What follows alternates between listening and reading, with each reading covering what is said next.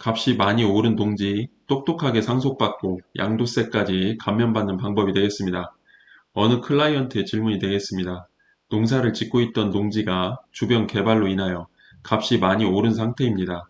얼마 전 아버지가 돌아가신 후 농지 상속에 대한 문제가 발생을 하여 조언을 구하고자 합니다. 그리고 자격농지 양도세 감면이라는 것도 함께 받을 수 있을까요에 대한 질문이 있었고, 도시에서 직장 생활하는 아들, 딸 3명의 자녀가 있습니다. 먼저 자녀분들은 직접 농사를 지으려는 사람은 없는 것으로 보이며, 그렇다면 어떻게 농지를 나누어 받아야 감면까지 받을 수 있는지에 대한 고민을 해보아야 할 것 같습니다. 상속받은 농지는 먼저 상속세를 납부하여야 하는데, 해당 농지는 공시지가 적용으로 상속세를 납부하게 될 것으로 보이며, 낮은 가액으로 인하여 상속세 또한 크지 않을 것으로 보입니다.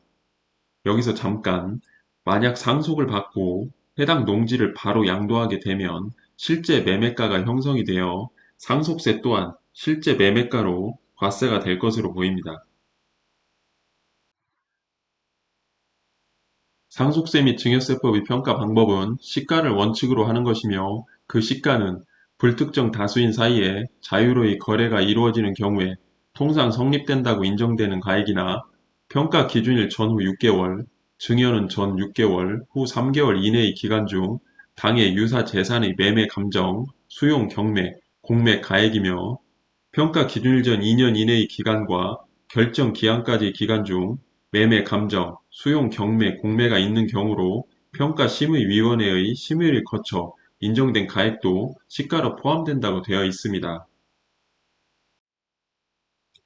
조금 더 설명을 드리면, 평가 기준일로부터 신고기한 6개월, 법정 결정기한 9개월, 평가 기준일 전 2년, 해당 기간 중 매매 감정 수용, 경매, 공매가 있는 경우로 평가심의위원회의 심의를 거쳐 인정된 가액도 시가로 포함되기 때문에, 해당 기간 중 상속받은 농지를 양도하게 되면 공시지가로 계산된 상속세를 양도한 실거래가격을 기준으로 재계산되어져야 할 것입니다.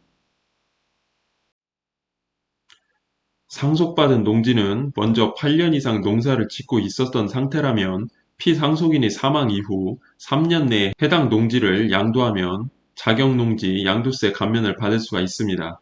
상속인이 농사를 계속 지을 생각이 없다면 3년 내에 해당 농지를 양도하는 것이 절세할 수 있는 방법이 될 것으로 보입니다.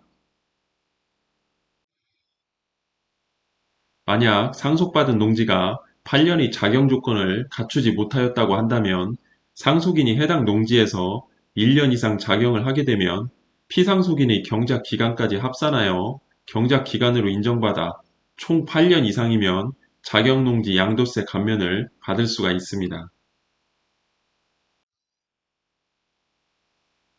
자격농지 양도세 감면 한도는 1년에 1억 원, 5년간 2억 원이 한도가 되겠습니다. 생각보다 양도 차익이 크다면 전부 감면받기 힘들 수가 있습니다.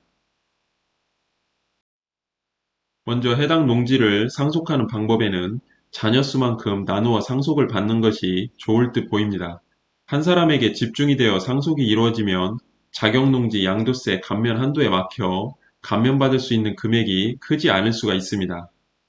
그렇기 때문에 자녀 수만큼 나누어 상속을 하는 것이고, 자격농지 양도세 감면은 농지 소유자별로 적용을 하는 것이기 때문에 3명의 자녀에게 상속된 농지는 각각 1년에 1억 원, 5년 내에 2억 원이 적용이 되는 것입니다. 3명의 자녀인 경우 1년에 3억, 5년 내에 6억까지 감면을 받을 수 있게 되는 것입니다. 관련법 내용은 상황에 따라 달라질 수가 있습니다. 시점별 확인이 반드시 필요합니다. 해당 내용은 단순한 예시일 뿐, 상황에 따라 모든 내용들은 달라질 수 있기 때문에 반드시 상담을 통한 판단이 필요할 것으로 보입니다.